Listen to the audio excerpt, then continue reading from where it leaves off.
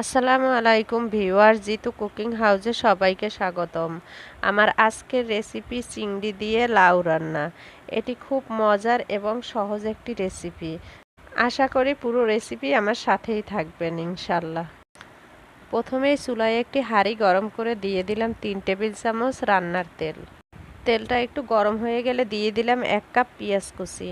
পেঁয়াজটাকে আমি 1 মিনিটের মতো ভেজে নেব।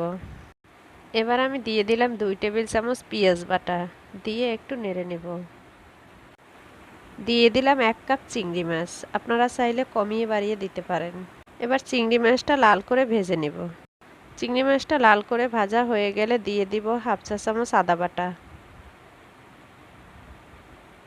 হাফ চা চামচ রসুন বাটা, 1 চা চামচ জিরা বাটা, আর পরিমাণ মতো লবণ, আর হাফ চা চামচ হলুদ গুঁড়া দিয়ে আমি ভালো করে নেড়ে নিব যাতে হলুদের কাঁচা গন্ধটা চলে যায়। এবার আমি 1 কাপ পরিমাণ পানি দিয়ে ভালো করে মশলাগুলো কষিয়ে নিব। দেখুন ভিউয়ার্স, আমার মশলা কষানো হয়ে গেছে। আমি এখন 1 কাপ পানি দিয়ে দিব।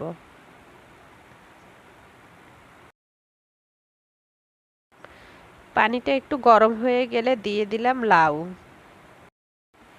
আমি এখানে মিডিয়াম সাইজের একটি লাউ নিয়ে তার অর্ধেকটা এভাবে করে কেটে নিয়েছি।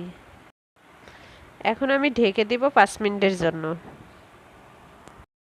5 মিনিট পর ফিরে এসে ঢাকনা খুলে দিয়ে দিলাম 7-8টি কাঁচামরিচ ফালি, দিয়ে একটু মিশিয়ে ঢেকে দিব আবারও 5 মিনিটের জন্য। ফিরে এলাম 5 মিনিট পর। এই যে দেখুন ভিউয়ার্স, আমার লাউ চিংড়ি রান্না প্রায় শেষ।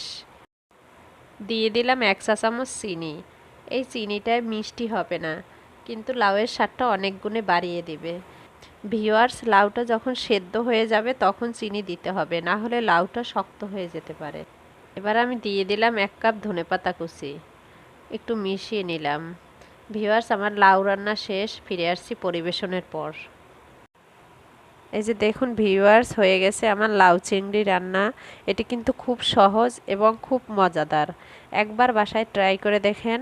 আর ভালো লাগলে প্লিজ আমার চ্যানেল সাবস্ক্রাইব করুন, লাইক কমেন্ট শেয়ার করুন।